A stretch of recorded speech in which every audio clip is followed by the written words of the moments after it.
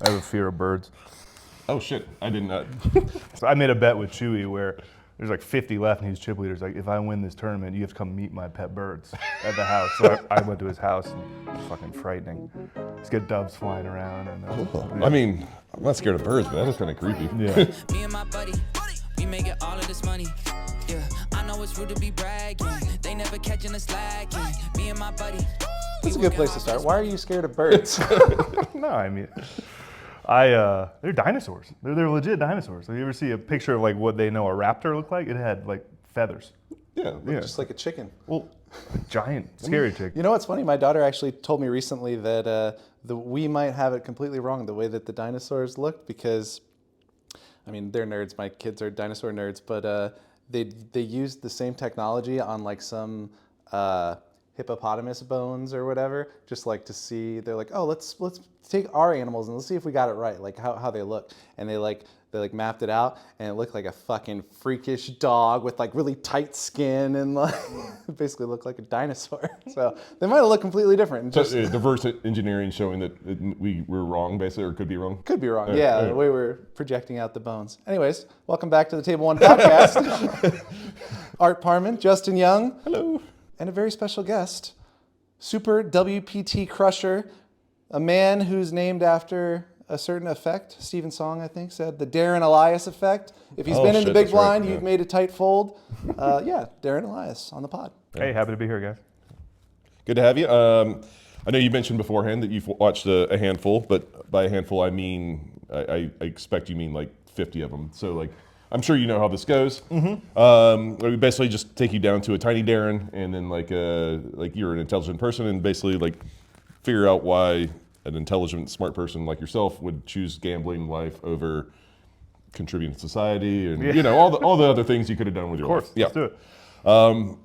So I asked this of basically everyone that comes on here. Did you grow up playing games with your family, like brothers, sisters, all that fun stuff? Yeah, definitely. I had a family where we played cards a lot. I mean, never Texas Hold'em. I was a young kid, but family vacation or holidays, we'd all get around and play scat. We play these three-card 31 game, or hearts. We played a lot of hearts and spades when I was older. So cards was always a big part of it. And so I was playing card games, board games. I mean, I've always had an affinity for games. I get in trouble these days. I play too many games with my 7-year-old.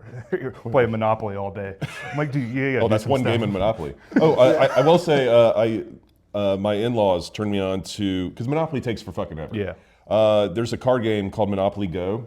It's fantastic. It's like a speed version? Yes. And that's like literally the games will be done in like 15 minutes. Yeah. And there's some good strategy involved. Like seriously, you should get it. I'll check it out. Is it Go or Deal? I have Monopoly. It might be Deal. It might be Deal. Yeah, Sorry, okay. Yeah. It is really fun. I mean, you can't play like, well, I won't get into the minutia, but like you're supposed to play to 3 properties. That's just too quick. You got to go at least 4. Yeah. It depends how many people, like you're playing like 6, 7 ways. Like I'm battling heads up against a 7-year-old who won't trade. We're just at like a standoff. No one can make a Monopoly. I mean, no offense, but like, you know, if I'm your son, I'm like, he's a professional gambler. He's offering me a trade. I bet you it's a bad trade. I feel that way. Like I'm obsessed with fantasy football, but every time someone sends me a trade, I don't even look at it. I'll just be like, I'm pretty sure they're trying to fuck me. I'm not going to get fucked. If they're offering it, it's a bad trade. Yeah, exactly right. Yeah. So always playing games when I was young, and then played sports too. So kind of that competitiveness, and started playing those games online, which probably I would guess not all poker players would. I played like online hearts and online spades, like Yahoo spades, like super obsessively, where I was like trying to climb the ladder to be number 1, and like I'm 12-year-old. I'm like, these guys are colluding in spades. They're sharing their cards, and like I got very into like card games and playing online before poker. So that was kind of the lead up, I guess. Hey, that's awesome. What sports did you play? I was swimming and water polo. So water sports, swam. Your high school had a water polo team? Yeah, kind of randomly. Erie, Pennsylvania, I guess because it's on a lake. Okay. It's there's like 8 or 10 water polo teams in Pennsylvania, and the rest of water polo is almost all in California. So I played both those in high school, and then played in college in California, where I went to school out there. That's right. Yeah. And you, I did a little bit of research, like a good boy this morning, and you moved around a lot when you were a kid, right? Your dad coached SEC football, is that right? Yeah. My dad was a college football coach, so I lived kind of almost like a military family life, where if you're a football coach, you either you're doing well and you win and you go get a better job. Like, oh, you're at a Vanderbilt, and then we went to LSU because he's doing well, and then they lost, he got fired, and we go to a worse school. It's like you're always on the move. So I moved every 3 or 4 years my whole childhood. What kind of coach? Like, I know you said football, but like He was linebackers coach and then recruiting coordinator, usually assistant head coach. So he would like visit with kids, and I mean, obviously it's different now with the money, but back then just trying to get kids to come to school. So who's the biggest superstar that he got to recruit on the back end? Like, I'm sure he has. Did it like panned out? Yeah. Probably Kevin Falk at LSU, where he played with Patriots, running back, and he was there when we were there. I remember I was probably 8 or 9, but the most exciting part of the year would be the bowl games. Like if we got to go to a bowl game, we would go like after Christmas. You stay for like a week, and they'd turn the like hotel arcade on free mode, and they'd bring in like soda dispensers, and all the like kids of the coaches would just be in there. We'd play pinball for 6 hours and gas Dr. Peppers. It was awesome. What a nice babysitter. So I wasn't there so much for the football, but I remember playing like Tecmo Super Bowl with Kevin Falk, where he'd be like knocking on the door to play Tecmo Super Bowl against kids. That's cool. It's kind of a highlight.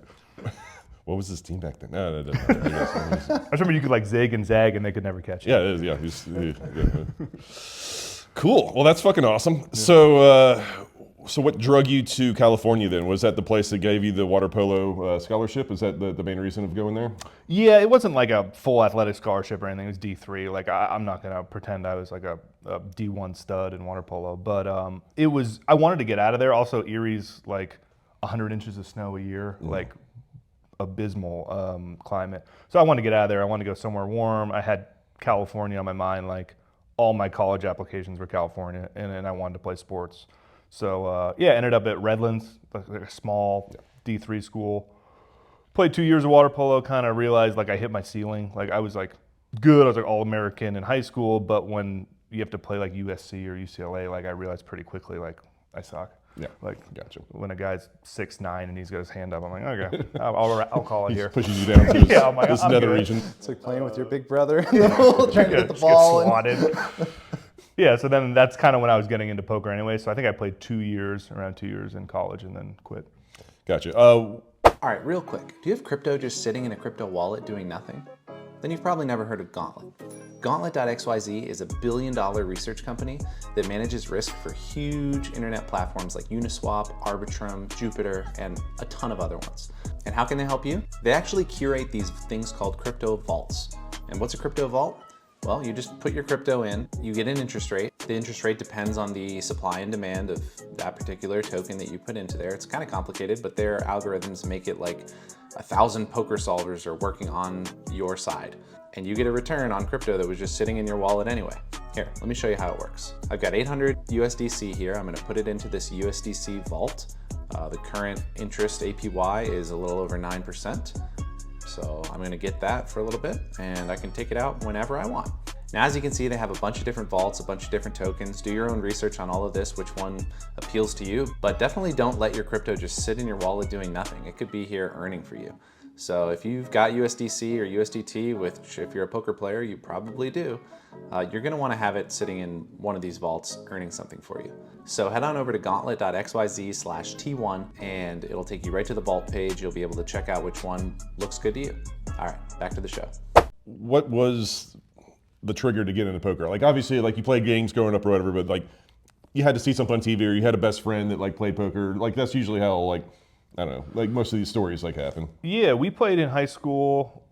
I mean, that was Moneymaker. I think Moneymaker was like 2003. I was a junior in high school, and we'd go in my buddy's basement, play $5 sit and goes, or 10 and a quarter, watch the World Series, and that wasn't too serious. And then I started playing online around then, and really small though. So like, we'd steal my mom's credit card, like deposit $75 on Party Poker, and we'd have like 4 of us sitting around the computer, like.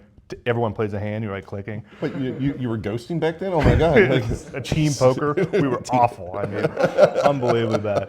I'm really good at pre-flop. I'll do pre-flop, guys. 4 brains together. Yeah, losing. 4 useless brains. And then we went to college, started playing more, and eventually like found success where I was like making real money, where it's not you're making $10, you make 10,000 or something. I'm like, oh, I could actually make some money doing this. Well, I feel like you kind of yada-yada'd over the big part here. Like, how did you go from a losing poker player with 3 other people helping you to winning $10,000? I mean, it seems like a huge jump. Yeah, I guess I always took it more seriously than all those guys, and I'm a little obsessive. Like when I get into something, I like go nuts. I was like reading about it, studying. Okay, so you bought like books and... Yeah, okay. I mean studying back then, I'm reading Harrington on Hold'em. Sure, but, like, I mean, that's a good fucking book, I'm not going to lie. Yeah. Back then, that's kind of all you needed, I guess, to win at small stakes.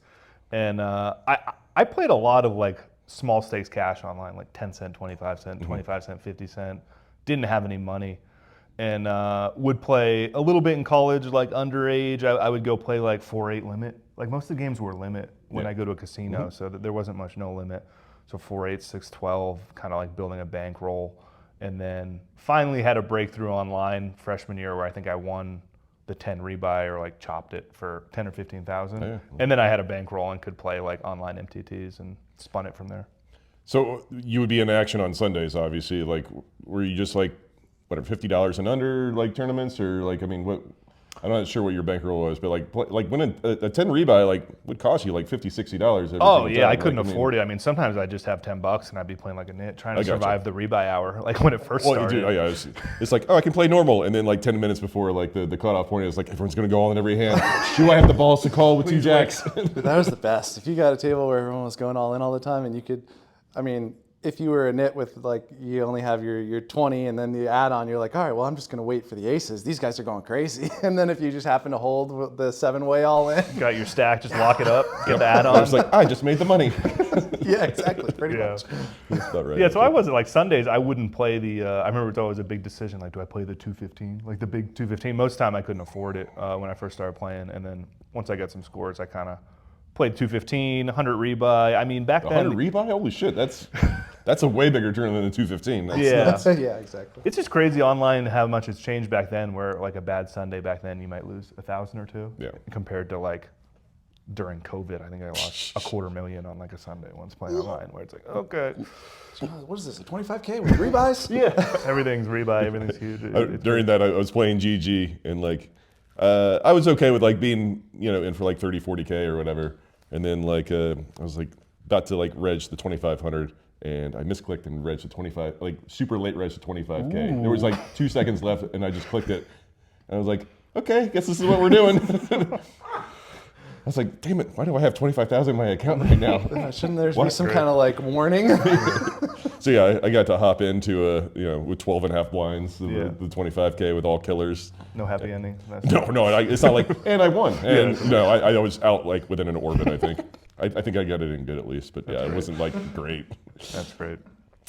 So yeah, it's definitely not like that. But yeah, like I don't know, Sundays were like holidays. I don't know how you treat them. Like any of your other college friends like play poker? Or did they understand what the fuck you were doing? Yeah, there were a couple kids in my school that played a little bit. I remember there was this kid, like when I was coming up, he played like 2-4 full ring cash online on Stars. Oh wow! And I had no money, and he showed me his account once, and he had like 20 or 30 grand in his Stars account. And I'm like, wow, like this kid's fucking balling. He's buying beers for everybody. Yeah, and I'm like, yeah, you can really make money doing this. So there's another guy who played kind of cash, but I was the only one playing tournaments. But I definitely had a crew where like my roommates would watch me play, or they'd like put it up on the TV when I'd be at a final table, and they'd be sitting on the couch drinking, watching. So I definitely had some support, but nobody really talked strategy with. Right. I guess I was always like a lone wolf in that regard. You weren't leaning on anybody. You weren't going on these forums like 2+2 and all that shit. I mean, I was on Pocket Fives, I guess, a little bit back in the day, but mostly for like betting. I would want to like bet on a Sunday or something like that. Not too much strategy talk. Well, that's fucking cool. So you were the one buying beers for people then, or like? Yeah, we do tacos. Like I'd buy the whole dorm tacos if I banged something off for like 1,000 or 2. Yeah. And I also read that like you were trying to. Let me think. Your first 2 years of college, you were going for like math and science, right? And then you switched to creative writing. Yeah. Because you had aspirations of working for NASA, and now you're over here just like stacking people. Yeah, I love space and like science. Like I still love science, math, space, and all that stuff. But I was getting to like pretty hard classes, like quantum mechanics and stuff. And I was at a small school, and my classes had like 3 people in them. and I was playing like EPTs. So like they'd be like, "Where's Darren? Like he's been in Monte Carlo for 2 weeks. Like it doesn't work like that." And the teachers kind of had enough where I'm like, I have to change my major to something easier because I wanted to finish. I wanted to finish school. My parents wanted me to finish school, so I changed my major to creative writing, where you could just kind of bang out all the work and then mail it in, or like it was less like time intensive where I didn't have to like be grinding out math problems. So okay, but you weren't passionate about creative writing. It was just a means to an end. Is that kind of what it was, or like did you? I mean, I enjoy writing. I don't do much of it anymore, but yeah, that was kind of an outlet I saw where I like English, I like writing, and I could get through with that major and kind of not hate it, you know. Where if I changed like chemistry or like something, social sciences, I'm not that interested in, but writing I could get behind. That's pretty sweet. Yeah. So what? Like I did go on your Hinton or whatever, and like you started cashing tournaments in 08, I saw, or at least the ones they reported. You might have like cashing like smaller stuff beforehand. I don't know, but so that puts you like a junior or senior in college. Is about right? Yeah. So okay, this ties into like why you kind of like switched your career, because you just said you were going to Monte Carlo and shit. Like yeah, I was losing my ass though. I wasn't cashing any tournaments, but I guess I started playing those EP. I would like win a satellite on Stars and just go keep all my own action, not cash. But I did like London, Cyprus, Monte Carlo, all that stuff, probably 2007. But to be honest, I wasn't a very good live player when I first started playing. Like coming from online, I looked like an online player, and I played like an online player. I took every fucking spot. Like it was probably pretty easy to play against me when I first started playing live. I had to figure some things out before I started cashing tournaments, like 2008, 2009. And one thing I did notice, like most of our guests typically, like with their first live stuff, they'll be like a $400 buy-in, $600 buy-in. Like, but you were like firing right away. It was like fucking like 5Ks, 10Ks, like out of the gate, which is impressive. Which means you were demolishing online. Be my guess, right? Yeah, I guess I was well rolled from online games where I had a pretty solid bankroll from winning online. I was playing high stakes online, so I just kind of hopped in the 10Ks and. At the time, I was like, wow, I'm playing against like Madison. Like, these guys are they tough? I didn't really know what was going on, but hopped right into those games. And yeah, I lost for a couple of years, though, I would say, when I first started playing live. I struggled. There's an adjustment period for sure. Yeah. I mean, you're used to playing 20 tables. I mean, not 20, but I mean, 8, 10 tables online. And like back then, it was 4-betting, 5-betting people light, and then the glory days of poker where it's just like, oh, I can't wait to 5-bet this queen jack. Yeah. I'm sitting in a 10K 5-betting Hoyt Corkins like, oh, he probably has it here, huh? Like, kind of find out the hard way. Solid pull, yeah. So I did see the first cash, or at least the first one I saw was in the Aussie Millions. It was a prelim event. Okay. Does that sound right to you? Yeah, definitely. Was that one of the packages you just won and went, or you just like, I want to go to Australia? Both. I mean, I would play those and want to go. That was kind of a turning point, I guess, in my like academic career, because that was like January, like the start of a semester, and I like was real close to flunking out of college at that point because I missed the first 2 weeks of the semester, and I was living on campus, and I think I got like a 0.8 GPA, or that semester like 1.2. So much so that they made me move off campus because I wasn't a full-time student. Technically, I didn't pass the class to be a full-time student, but I was a full-time student. I was just playing a lot of poker. So that was a turning point. So Aussie Millions, and I would bring a buddy on those trips usually. I'd bring like a college buddy, and he would just kind of hang out. You pay for him and shit? Yeah, we'd bring him out. So I would do that for like Australia or Monte Carlo, bring somebody. And I wish I knew you then. That sounds great. Yeah, it was a different time. I mean, we would, I was 19 years old, so I would keep all my own action. We'd play craps as soon as the tournament was over. It was the hotel's paid for with the package, right? There's just some airfare, and they pay for that too. They give you a credit or something. Yeah, right? They'll give you like $1,000 spending money or something's going on the hard 8. Like it was just back then. I've always had to learn things the hard way, where we would gamble in the pit and stuff like that, where we were just young, having fun. So you mentioned craps. Was that like immediately the game of choice, or like did you kind of graduate to craps? No, that was always, if I was going to gamble in the pit as a young man, craps was the game. I liked the like game. Camaraderie of it, the team game. You just stand there and plus, if you didn't want to bet much money, I'd bet like $6 place bet on the 6, stand there for 10 hours to get free drinks. Like that sounded pretty good to me when I was a young man. No, that sounds right to me. That's how like any of the pet games got me initially. It was just like, wait, I get free drinks, and doesn't matter action? how much I really bet. Yeah. This is great. And it does like I think Pai Gow was like the very first game. Maybe it might have been Caribbean Stud. I can't remember one of those two. Like it was like something like I'm basically flipping a coin. And it was like, but I get a free drink every 15 minutes, right? Yeah. Yeah, I know they're in a plastic cup and this small, but I can Still drink good them really value. fast. There's some point in where my mind shifted from like I'm exploiting them to like I feel kind of bad, like I should gamble a little bit, Give them something back. Yeah, I don't know when that happened, but I Drinking remember dollars of equity right now. I remember having a friend come out like during the World Series, and we're on dinner break, and he's like, "Oh, let's go get some free drinks." I'm like, "All right," and we go sit at a slot machine. And I would just, play the slot machine usually for a little bit. And he's like, "Oh, watch this." And he just like puts in like whatever, $10, $20. And we're at a penny slot. And he like literally sets it somehow to just bet a penny. And he just like does that. And then he just waits. And then she comes and he gets his drink. 20,000 spins. Yeah, Just waiting. exactly. He just didn't spin any more after the penny. He just did one. Just wait for the waitress to show up. Oh, I'm gambling. Cash out, get the 99 cents, keep the change. No.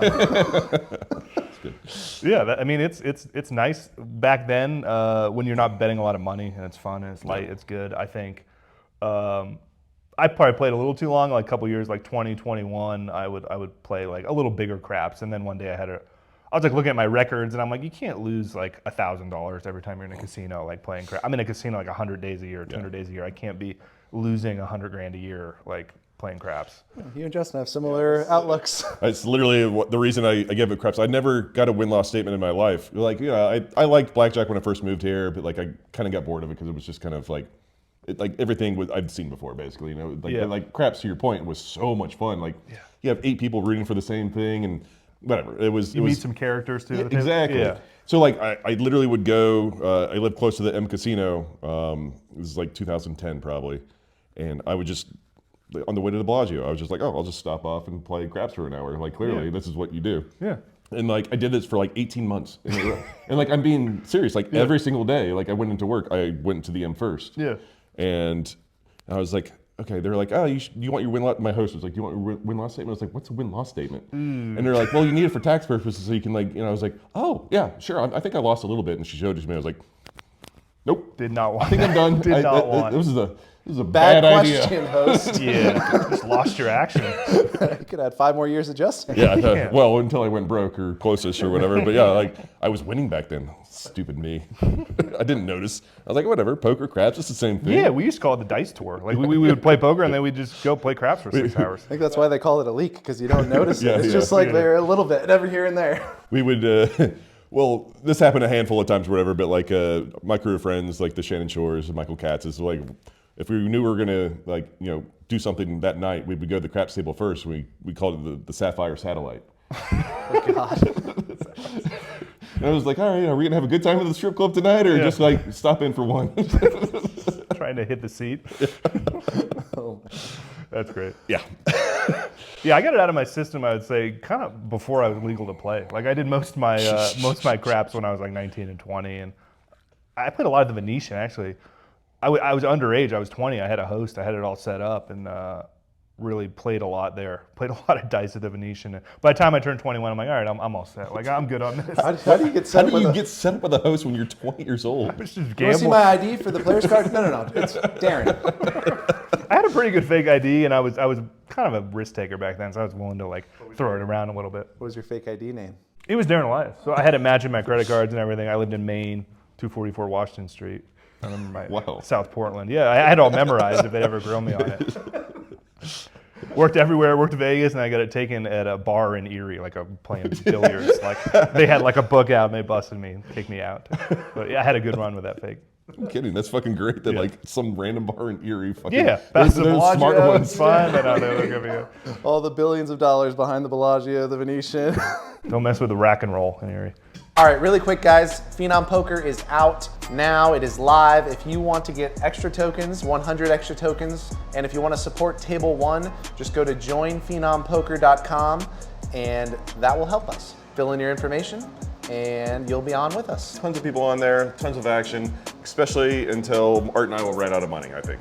That's true. And we are doing some sort of free roll. Anyone who signs up through our link, we're going to eventually reveal the details on Twitter, but if you sign up through our link, we are going to go all in up to 10 times at $100 no limit until somebody wins the $100. We might stack you 10 times and you'll lose 1,000 in this promotion, but we are trying to give away 100. So if we accidentally stack you 10 times, thanks. Thanks for playing. All right, join PhenomPoker.com. Now! All right, so for those that don't know Darren, he has nearly $14 million in career earnings in tournaments. I would say most notably WPT success. Were you just automatically just all in tournaments, and like once you kind of hit the curve of like understanding how to play live tournaments, that's just all you wanted to do? Or I would say early in my career, I played a lot of cash. Like I played a lot of live cash, Borgata, Commerce, kind of like 10, 20, 25, 50 range, where I would go for the weekend, play Thursday, Friday, Saturday, Sunday, and then play tournaments on the side, kind of where I was probably about half and half cash and tournaments. And then I probably went till about 2016, 17, kind of where I just went all tournaments. Where once I have a family and kids and am traveling so much for tournaments, when I'm home, I'm not gonna go play 10, 20. Where I've been gone 10 days, I gotta go to Borgata and stack a guy for 2,500. Like it's not really doesn't make sense too much for me to play cash anymore. But I think like enjoyment wise, I always liked tournaments better just because when you win, it's like more complete. It's like you win a tournament, you get the trophy, you beat everybody. That's right. Where in a cash game, even if you stack everybody and break the game, you're kind of sitting there like, I would keep playing. Yeah, that's right. It feels a little incomplete. No one's like, high five. What a job you just did, like crushing everyone. And I enjoy the competition tournaments, and that you don't have to deal with like people dodging you. Where like cash games, it's game selection and all that. No, that's fair. And I've gone back and forth throughout my whole career, but like to me, there's no better feeling at all than running deep in a tournament. Like I don't care how big the pot is in cash; it just doesn't even come close. Yeah, and even just waking up like day 3, day 4, day 5 of a tournament, that's an exciting feeling. That I don't know if say you have a seat in a good cash game, I don't think that feeling is better than like you're chip leader with 8 left and there's $1 million up top. It's also the difference in to put it into just gambling terms, it's like a straight bet versus a parlay. Like you win a big straight bet, you feel like it was kind of expected. Versus you win a parlay ticket where you're just like, I never cash these. What the hell? Yeah, this is massive. Yeah, in a tournament like a poker tournament, like a multi-day tournament, especially like a main event, a 4 or 5 day event, that's like a cumulative work where like you're playing higher and higher stakes, and everything you've done before is going into the same work, where it's kind of almost like painting a picture or something, where like everything you've done before matters towards this one goal, and it all adds up to something, which I like. I like that. I don't think I've ever heard that, painting a picture. Mine's like color by number. Yeah. He's just tracing. Those are tough. Color by numbers are tough. I've been doing those lately. So how old are your kids? You mentioned or kid? Yeah, 7 and 4. Okay. Two girls. 4. All right. Yeah. Figured it out. All right, gotcha. Yep. That's fatherhood's been good. Love it. And as the kids get older, it's just more and more fun. The older one is a gamer, just like me. Monopoly, cards, freaking loves it. So video games as well, or is it like he likes more tangible? Tangible video games. I mean, cards and chess, kind of where we're at now. Where chess, what a great game. Yeah. God. I'm a chess fish, but I do love it. So is he beating you yet then, or? She can't beat me yet, but it's starting to get close where like I get a little worried and I have to kind of turn on the gas. Turn on the gas. It's like a father playing basketball with his son, and then the day that he beats him, they don't play anymore. Yeah, they just quit. Just a quick break here, guys. Are you tired of playing with players like this? Not this. Like this? Or this? Or do you want to play with players like this? Oh, wait,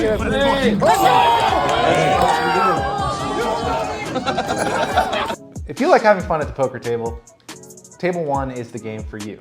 We play high stakes, no limit, 100 blinds. And if you want to get into the game, it's actually super easy. We have a website, table1.vegas. You just go to the website, you click get a seat in the game, and fill out the form. It's that easy. It's your name, it's your phone number, it's the date that you're here, and I will personally reach out to you. And it's only $5K minimum buy-in. Run it up at 2.5 and join us. Okay, let's go back a little bit. What was your breakout WPT win? I'm sure Justin knows this because he's a better researcher, but what year was the first It was 10 years ago, 2014, Borgata. Yeah, I had made a couple final tables where I got like third or fifth, and Borgata 3,500, like 1,300 runners. I think first was like 840,000 or something for 3,500, and home casino, had all my family there. That was huge to win that one.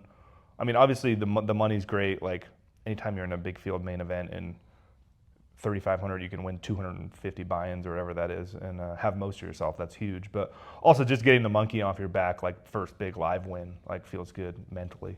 So that was huge. Yeah, that had to be. Was that a big step change in like your lifestyle, or were you already like pretty comfortable at that point? No, I was pretty comfortable. I don't think it changed too much in my life. More just I don't know if it's confirmation or something, but you never want to like be the guy that makes a bunch of final tables and can't close, like the guy who always gets like third or something like that. It was getting to the point where I had made like multiple WPT final tables and hadn't won, so just closing it like felt really good. I'm sure That's it fair. did. Yeah. Wouldn't know. So, do you know what your Wikipedia nickname is? I hope it's not Big Brisket, like Brad Hicks. Oh, that is. I kind of want that to be it, but no, that's not. That wasn't what was on there anyway. N Boss probably. It I would was guess? N Boss. Yeah. So like to me, like I just go back to video games, like when you go there, like at the end of every level or whatever, then like you fight the boss or whatever, and like the N Boss was always the one hardest hit. So like you were N Boss, which I think is a great nickname, even though I've never heard anyone call you that ever in my life. But. And I'm not trying to besmirch you at all, but like I went through like your stuff. You have so many seconds and thirds and fourths. It's ridiculous. It's tough, man. Like I know, like it's. I mean, how do you get the nickname N Boss when like you can never finish? Like I don't understand. What, you've only won like 25 tournaments? Like that's it? Like It's tough, man. The player always wins. The player beats the that's boss. true. I mean, Bowser's not that tough. You can jump on its head, right, a couple times. He misses you with the fire. well, I'll remember that next time I get to the final table with you. Just go over and He's hop headed on your right for head. third. Don't worry about it. Hop on his head. Yeah, Greg Merson used to call me that. I guess he kind of coined it back when we played at Borgata, Okay. like 10 and a quarter cash. So I give him credit for that nickname. But yeah, nobody calls me that. So, I don't know. Wikipedia. I'm really happy you said that because like I didn't want you to give yourself your own nickname. No. Like, no. I was Not drunk one what- night and I just told everyone my name's N Boss now. I edited my own Wikipedia. None of that. So after the first WPT win, like it's not like, to your point, you said it didn't really change your lifestyle, but like, was there, not relief, but like, did you kind of just like take a step back and like not play as much, not play as well, or like all of a sudden now the second WPT became the most important thing like to win, or the next big tournament, I guess? Yeah, I actually won the next one. I won the next one I played. So that was, I've always been like, when I win, I play more when I'm winning and less when I'm losing, kind of like on purpose, where I believe a little bit, I mean, hot hand fallacy, whatever you want to call it. I believe a little bit in momentum, in like long-term momentum in poker. So I had won that tournament. I think I took 3 weeks off, and then I played WPT Caribbean, which was in like, I forget where it was, St. Martin or something. And that was actually the next tournament I played.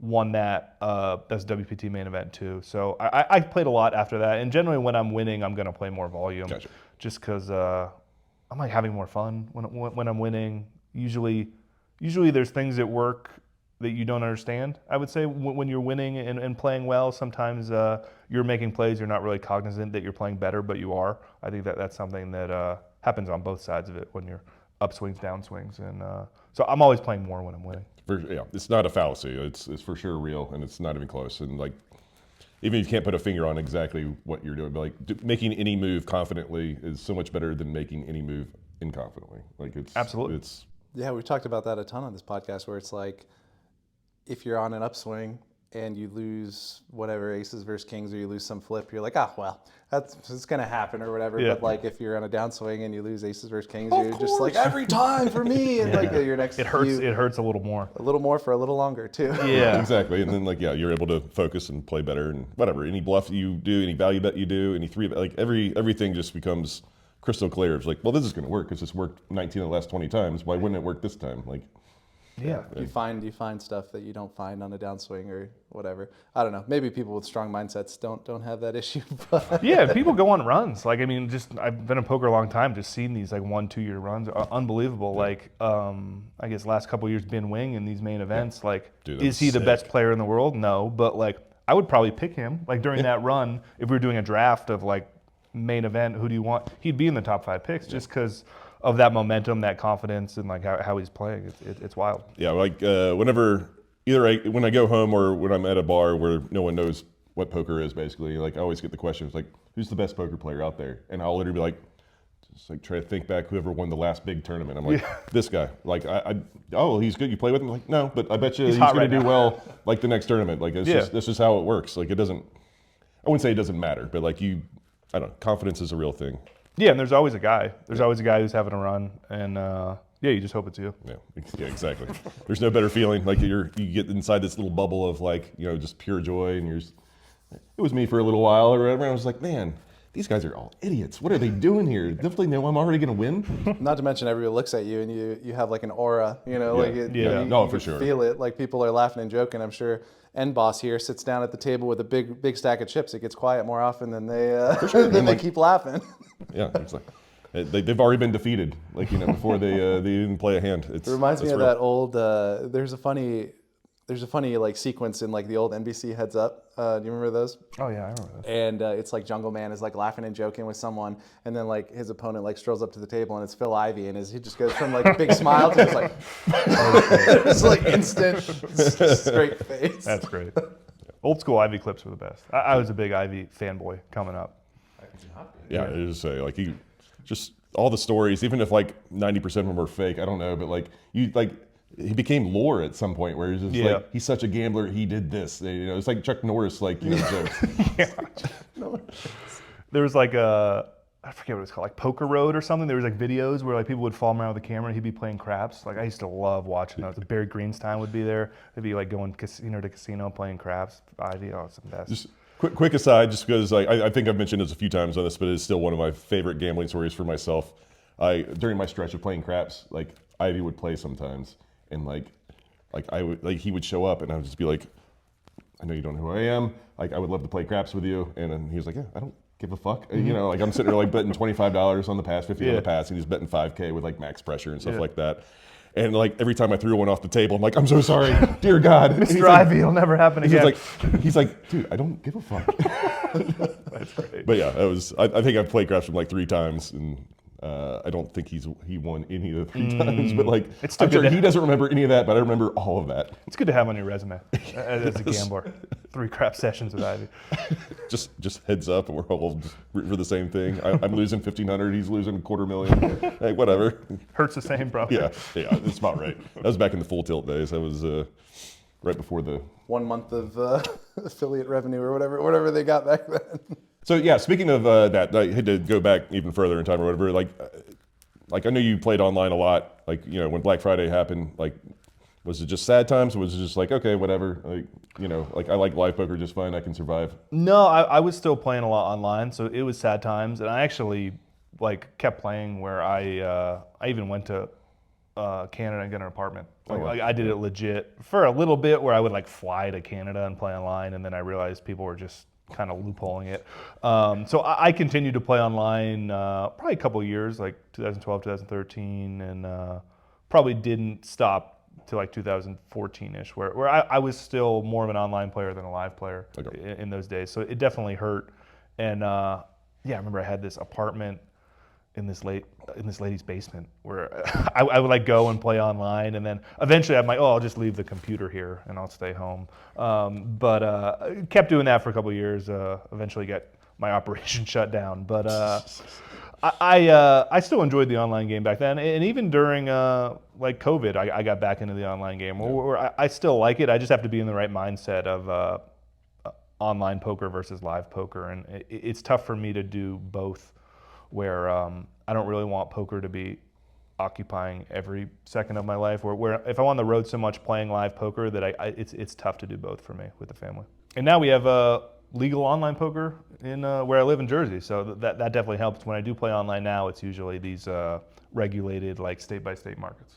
Yeah, WSOP most notably, I suppose, or like... BetMGM more. That's right. Yeah, WSOP I struggle with because the time zone, where it's Vegas oriented, so I'm not I've played a couple and I min cash at like 4 a.m. I'm like, what am I doing here? Like, that's not for me. I didn't even realize BetMGM had a poker side, but I guess that's why they got you on the team. Yeah, Art, let me tell you about it here. We got No, like I was going to get into that anyway, but no, I am curious. Like, you signed an affiliate deal with them like in 2021, if memory serves. I think so. Which is you were the face of poker for BetMGM, which is massive. I mean, that's what a nice gesture and like compliment from them. How did that come about? I'm very curious. I worked with kind of like a agent, I would guess business agent, Tom Wheaton. I don't know if you know this guy, and he kind of set up some meetings with them around 2020, 2021, and I always had a good relationship with Borgata. This is my home casino. I play a lot there, won there, played cash there. So back then it was kind of like Borgata Poker was the skin, and it was just Jersey, and represented them for a little bit, and also I'm the face, but I'm doing like consulting where what kind of tournaments should we run, what kind of series, buy-ins. If a player wants to complain to me, I'll pass along the information, taking feedback, things like that. So that started 2021 and really been pushing for more live events and like integration between online and live, where I want like online players now to be able to have the experience I have where you could like play a $20 tournament online and we'll send you to Vegas and give you a hotel room and play a $3,500 main event at the Aria, where MGM has all these awesome properties across the country, and I'm really trying to integrate everything and make a BetMGM a real force in poker. I love that idea. The kind of the mini version of the old EPT packages. You just fire people to Vegas, send them to Vegas, or send them to DC, or send them wherever their next WPT stop's going to be, or BetMGM stop, I mean. Yeah, and we do it during the summer. We have that Aria 3500 Summer Classic, which is kind of the best one. And I mean, I talk to these people out there, I got in on a free roll on my phone or something, and they're just ecstatic to be there and be at the Aria. Yeah, it makes it better too for the people who live here that play out tournaments anyway. They're like, oh, there's going to be a lot of satellite entries in the tournament. Maybe I'll play, Like, I think I fired a shell or two into there, so got me. Wins all around, I think. Yeah. No, for sure. And it follows the dream of the gambler in my mind, or whatever, because the satellites, the long shots, someone's got to win. Why not me? Why not one of my friends? Like the whatever, World Series of Poker is the best kind of example, because I feel like a third of the table, there's like, I play this home game and we just do this points thing. I love that. Where like everyone puts in like whatever, $20 every weekend we play or whatever, and at the end there's gonna be 10,000. Whoever has the most points, they send them there, and like everyone else gets like 5% like swaps or something like that. And like I was like, that is the coolest thing ever. And like they're like, oh yeah, they're all here right now actually. And then like it's like day one, like level one, and like, there's like 6 people right behind them. I'm like, that is the coolest fucking thing ever. Yeah, it's almost like the old school wars where like send your champion. They take their champion and they send into battle, and they're all sitting there watching like, come on man, you got this, represent us. That's dude. Everyone's got T-shirts and hats made. And it's like going to Disneyland, like with the big extended family group, and everybody makes the shirts. And they got the family vacation 2027. Yeah, guys stealing the blinds at 100, 200. Let's go, Mitch. Every fold, good fold. Your tournament success is obviously well documented. I'm just more curious about like your mental mindset of like how you decide to play what events or whatever, because like because you have a family obviously, but like you'll take months off, and like, it doesn't affect you at all. Like I mean, obviously like once you sit down at the table you want to win or whatever, but like you don't have that drive anymore to be whatever GPI Player of the Year, or like to be related to the Foxons of some kind. I've never been like a high volume player. Yeah. Maybe I don't know if it's a gift or a curse, but like if I don't want to play, I can't play my best. Yep. So like I can't force it and go sit down and play when I don't want to play, because I'll make mistakes and then those mistakes will bother me, and I get in these kind of negative loops where I really need to want to play to go and perform. And I'm super hard on myself if I'm making mistakes or not playing my best, where I would rather not play than not play my best. So because of that, I always play fewer tournaments than most players. I mean, I play around 50 tournaments a year, which I would guess Foxons and those DPers they probably do that in a month. I would guess they're in between 100 or 200, something like that.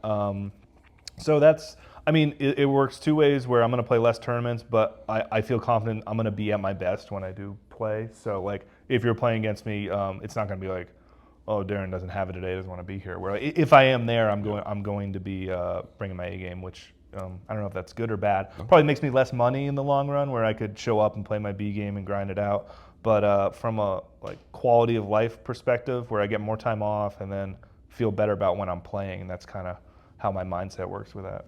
Fuck yeah. I feel so much worse about my 20 tournaments a year now. 20? Yeah, I'm playing 20. Check for my you. ending, I guys. think we played once. He catches We at played a least tournament like once a year. I mean, that's great. Yeah. Usually in min cash, but whatever. So what is this elusive A game? Maybe this is your A game, Art. Yeah, the 50 I take off. Yeah. So what do you do in your free time then? Obviously you have kids and a family and whatnot, but what hobbies are you into now? It's a lot of time at home with the kids, to be honest. Playing with the kids, a little bit of golf here and there. I like golf. I like trying to stay healthy, working out. I like cooking, smoking meats. We usually cook dinner every night if I'm home. Big brisket. Big biscuit. Change that Wikipedia. Get it on there. Wait, did you just give yourself this nickname? No, that's all Brent Hanks. That's on him. Oh. Yeah. Big biscuit. Yeah, that one. I got a Traeger. I'm a smoker too. Although, mostly I'm a little too lazy to do the all-day ones. Although there's not much to it, I guess. You just put it on. You got to be home. You just need it to have enough people to feed. Where a personal 8-pound brisket is a little much. Like you gotta put it in the fridge. I mean, they're usually not small pieces of meat, so you need either some people around or you're going to be eating beef all week every day. But yeah, Not the worst thing in the world. The hardest things, but with scheduling and the family, I really have to pick and choose tournaments more. Where I did Triton last year. I went to Korea. I went to Jeju. That's like a 18-day trip or something. Yeah. And because I did that trip, then I can't turn around and go do a poker go stop or go right to Hard Rock, where something has to give with family versus poker tournament time. So every series I choose, there is another side of it where I can't also go play that. Sure. Where that also kind of factors into the scheduling, and that's really been the biggest challenge with family, just picking the stops I want to do. How bad was Jeju? I saw you had one small cash there. Oh, brutal. Those tournaments are big. 130,000 cash is not going to do it. I hope he was only feeling his A game that one day and he didn't play any other day. Yeah. No, it was interesting. Those tournaments, I thought, very, very good field composition. I felt like the players, obviously you have the best players in the world there, but there were still a lot of action players, a lot of money to be made. Those structures are fast. The buy-ins are high. So there's going to be huge swings, and I think financially, I wonder how many players it makes sense for playing those things. I think if you have a full-time backing deal and you are frequently in 7 figures makeup, swinging around like that, no big deal. Or if you're worth 20, 30 million, it makes sense for those types of players. Right. But I wonder, if there's guys there playing for small percentages, I would almost guarantee that they'd be better off going somewhere else. Because you're playing for this little expectation, your edges are small, the structures are fast. I feel like a lot of those guys would be better off going to Florida and playing a 5 or 10K with all their own action. No, that's fair. How do you treat that? Do you sell or swap, or do you just have 20, 30 million laying around? No, not that. I mean, I'm selling, but I'm still my mindset is if I'm going to take a 15-hour flight to Korea and be away from my family, I'm going to take a shot where I'm keeping significant pieces of myself. So I got whacked on that trip. Yeah, sorry to hear. Yeah, we had Dylan Lindy on maybe a week after he got back from Jeju, and I think he ended up losing small or maybe winning small. I can't remember, but he's just people are just swinging $1.5 million. It's fucking easily. Nothing. Which is kind of bonkers to me. But that being said, it's very entertaining. Every morning I was just whatever, walk the dog, get up, and then just put on the whatever final table or day 2 was going on. Have you seen this app they have now for when the tournament's going on, the Triton or whatever? It's awesome. It's every single table they have all the stacks and how they move, and I haven't even downloaded it. I was just sweating it off of somebody at the table. I was like, wait a minute, they have this for all the tables, and they're just showing the entirety of the hands of you can everybody? see every single hand everybody's played. Dude, that's nuts. Which is amazing because you get to a table with a bunch of new guys and you can pull up this guy's line graph. How did he get all these chips? You can see what hand he played from what position. It's amazing. I mean, from a tournament quality perspective, it's top notch. It's well run, and everything there is great. The way they treat the players, it's just the structures are fast and the rake is high is kind of the downside. Sure. I would say to that. And if you have a losing series, you're going to lose $1.5-2 million. So you said like everything is a trade-off when you pick one. Obviously, like another one suffers, which makes sense. But like, why the Triton? Like, were you just trying to test your mettle, or were you just like, well, this is the biggest tournament, and like, or you're like, oh, I love Korea, or I don't know. Like, I mean, I'm like you a little bit, where I enjoy watching them, and hadn't played one yet. Wanted to kind of throw my hat in there, and from a competition perspective too, that's very, I don't want to say satisfying, but battling against best players in the world is definitely takes me down like more challenging avenues of thought, where like you're kind of always thinking legitimately, where you have these tough spots constantly, which it's kind of what poker's all about, like actually testing yourself, working things out. And I think when you play main events or you play versus idiots or weaker players, it's kind of like, I'm right here, Danny. the decisions are a little more automatic, where you get less of those automatic decisions in these Tritons. So I enjoy it from that perspective, and a little bit of wanting to play the highest buy-ins and test myself. Yeah, I can't remember who we had on. Maybe it was Seth. I can't remember. Like someone was saying that the fish over there, when it comes to like more the Asian Pacific area or whatever, like their fish or recreational players, they'll fucking fight. Like you know what I mean? Yeah. Like they'll check. Like they might lose in the long run or whatever with their plays, but like they're not going to check call their way to failure. They're going to check raise your ass and put you in really tough spots. Yeah, there's definitely something to that, like the common tendencies of the recreational players. Like the American rec is different than the European rec, who's different from the Asian rec, and also too knowing your player base there is pretty important. Where like in that 150K out there, Triton, I think I get to a table, I'm with 6 Asian guys. I haven't seen any of them ever before. Some of them are pros, some of them are not, sure. and like trying to figure that out on the fly and what these guys are up to is an interesting challenge. Well, that's invigorating, though. I mean, it keeps your mind mentally like engaged. Like, not that it wouldn't be for 150K, but like just you can't blink almost. Like you're paying, not only paying attention to every hand, but like you can't blink because you want to see how this guy looks when this guy's about to bet and blah blah blah and all that fun shit. Yeah, I'm sure the pool is so small that like the regs that travel around probably have a really big advantage, at least to when you're trying to break in for the first time. Like, it's got to be tough. I mean, like they'll see you pay off some guys, like, oh, he's never bluffing in this spot the way he's playing this hand. Yeah, or you try to bluff the like huge whale. Like, Yeah, shouldn't have done that one.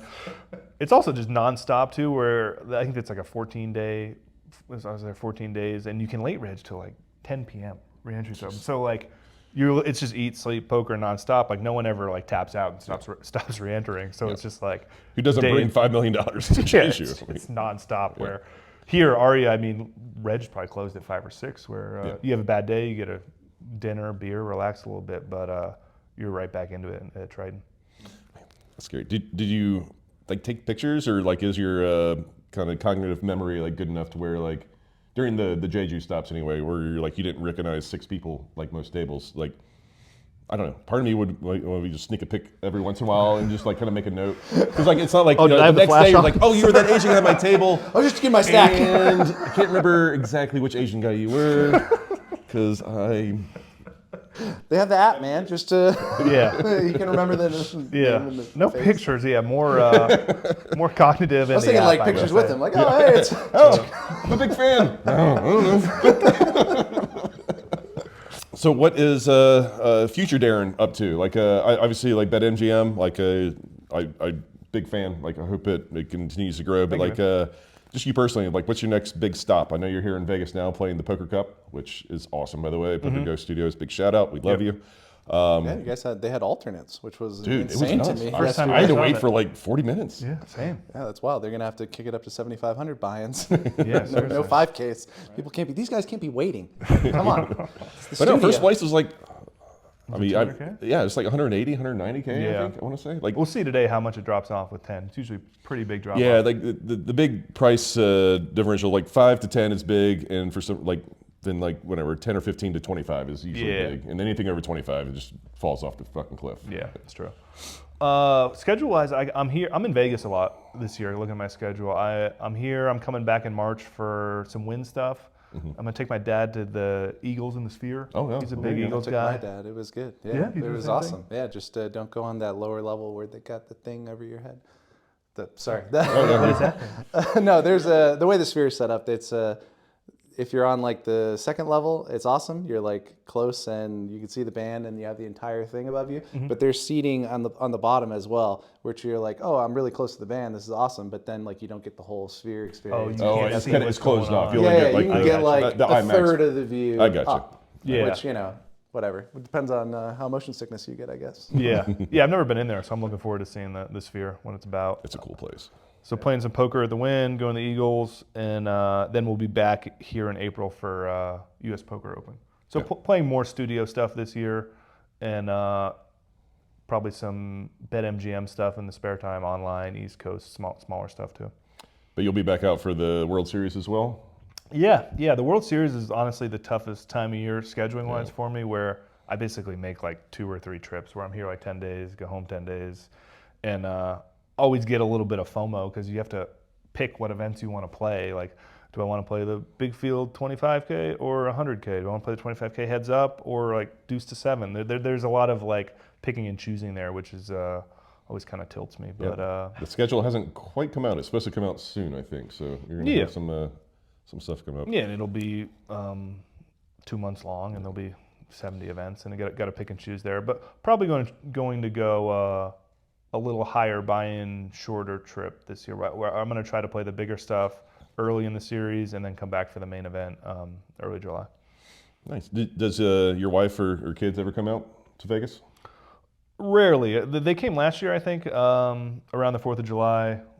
They don't. It's just so hot, and then the kids are young, where it's like tough for them to find stuff to do when it's 110. Like we go to the pool in Mandalay Bay, they're in Lazy River, but they're getting roasted. Yeah. So it's like there's a timer on that, and the time change is tough too when your kids are young. Where like if your kid wakes up at 6 or 7 back home, they're going to be up at 3 in the hotel room in Vegas. So that makes for a long day. Darren needs a separate room. I got to focus. I got to concentrate. I'm in the tournament. I'm trying to understand. Yeah, so they come out a little bit, and honestly, my family, the wife, they'd rather be back home, Jersey Shore in the summer, and they enjoy that. So, What else? I don't want to put you too much on the spot, but any awesome like gambling stories that just kind of pop to the head? I think we can always edit this part out if the answer is just nothing right now. But like, probably compared to most of the guys you have on here, no. I mean, I'm not a huge gambler, like. Money amounts wise, I would get my best gambling story is probably the whiskey bet I did with Ankush. oh, I do remember this. Yeah, that was probably one of the bigger. I mean, I'm not a huge gambler, so betting. Fill us in. I haven't heard the whiskey bet. Sure. We were shooting the shit, I think, in Florida after tournament drinking, and Ankush was saying that one of his friends got offered a bet to do 10 shots of whiskey in 15 minutes, and how that was impossible. And I'm saying, that doesn't sound Hold my beer. too impossible. I think I've accidentally done 8. Yeah, I've never tried to do that, but I think I could. And he's like, no, you couldn't do that. I'm like, yes, I think I could. And he's like, all right, how much you want to bet? And I was like, I don't know, like a Bitcoin. And this was back, Bitcoin's like 10,000. Yeah, that's right. Yeah, 7 years. And he's like, people get super aggressive. You want to bet 2 Bitcoin? I'm like, no, I'm good with 1 Bitcoin. And we set all these conditions where like, we had to measure everything out. Yeah. You couldn't throw up for like whatever afterwards. I couldn't throw up for 2 hours. Yeah. I couldn't get arrested. He threw that one in there. Like, oh, okay, coach, I'm gonna like go ballistic in the casino and get arrested. Start punching people in the face. Is he gonna trick you into driving after? And I couldn't fall asleep. Was the other one. So I couldn't pass out, get arrested, or throw up. And we got a fifth or whatever of Johnny Black. Went to a hotel room. Johnny Black. How was that negotiated? It was all they had in the gift shop. I mean, all right. He wanted to hurt you. He wanted the throw up part to happen. Not too bad. I poured it in like a pint glass with some ice. And you got to put ice in there. All right, that's good. Yeah. There's a big group because people had side action too. So there's like 10, 15 guys in the room like watching me like drink this pint glass. And played some music. I think I did it in like 11, 12 minutes. And then we went down and had a couple more drinks at the bar. Kush is like watching me, watching me for 2 hours. Like, stop it, guy. I feel normal now. It's okay. Yeah, I was fine. I know you're a big drinker, or were. I don't know if you are anymore. I mean, I from time to time I dabble, I would say. Yeah. And he ended up getting. He sees that I'm fine, and then over the course of 2 hours gets like hammered himself. Where I'm walking out of there at the end, I'm like, "Kush, you need to ride home." Like, all right. Or, it was an easy win. Where you go back, oh, I wish I would have bet more. Well, did you hold on to the Bitcoin? You kind of Yeah, did. yeah. You did So I bet guess more. I did bet Oh, geez. 100,000. You know. Wow, you just nice 100K swing for you there. Yeah. Holy Put shit. my kids through college with that whiskey. Johnny Black. Thanks, Ankush. Hey, Cush and Johnny Black, shout out. Yeah, that's probably my best gambling stuff. That's pretty fucking good. I remember when that happened. I was, in my mind, I was like, Darren's gonna do it, no problem. Like I think I won $100 off that bet. Like, Oh, you bet it? Yeah, Yeah. I was just like, I don't think he's gonna lose. I thought I could do it. It just seemed the downside, like the losing Right, would be exactly. pretty embarrassing. Like what you throw up all over yourself, you lose $10,000. Like that's kind of a bad. It's not like you're outcome. not going to put it down the hatch. Yeah, that was. That's the easy part. Yeah, that was my only like lose condition. I thought like if I was going to throw up, so I didn't want to do that. Yeah, interesting strategy to not just line the shots up and just actually all in a pint glass. Dude, there was so much like people talking strat. They're like, don't do shots. You're gonna like consume air. It's gonna make you throw up. I'm like, oh. It's like, what do I eat beforehand? It's like, just do it. Yeah, that's the fact that you got to put ice in there. Yeah. Yeah, he gave me a kind of friendly deal yeah, where I that's a could put sweetheart ice in deal. there, and he gave me like a Coke on the side. So I was able to mix in a little mix or two. Not mix it, but like Yeah. some sips of Coke. You think you could do it again tomorrow? Yeah. Okay, yeah, I'm pretty sure. I think. I've got 15 minutes right now. I mean, if you get a Bitcoin, we can. It'll make this 10K at Aria interesting. I'll throw in the Uber. If you lose the Bitcoin, you get like 20% of his tournament as well. Okay. It's actually not bad. All right, he has to wear a GoPro though and a microphone. Yeah. Can't stop after Sponsored that. by BetMGM and Johnny Black. All right. Well, where can the people follow Darren? I know sometimes you take over the BetMGM Twitter account. Oh, I saw yeah. that. I saw that a couple months ago. Yeah, Twitter, I guess X now, and Instagram on there every once in a while, posting pictures of brisket, food, poker, kind of my MO on there. Big brisket. Yeah, and Was it just Darren Elias? At Old Darren Money Elias? D, Old Money D on Instagram. Pardon?